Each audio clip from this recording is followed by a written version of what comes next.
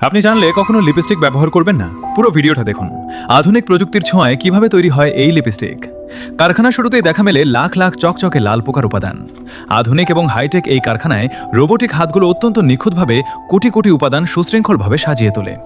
এরপর শুরু হয় এগুলোকে ধুয়ে পরিষ্কার করার প্রক্রিয়া। ধোয়া শেষে বিশেষ ড্রাইং চেম্বারে এগুলোকে পুরোপুরি শুকিয়ে নেওয়া হয়। এবার আসল ম্যাজিকের পালা।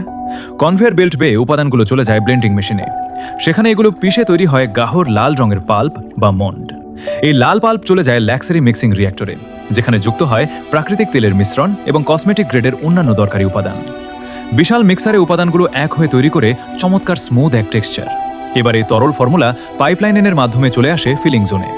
নিখুঁত পরিমাপে একের পর এক সিলভার বডিতে ঢেলে দেওয়া হয় গরম তরল লিপস্টিক।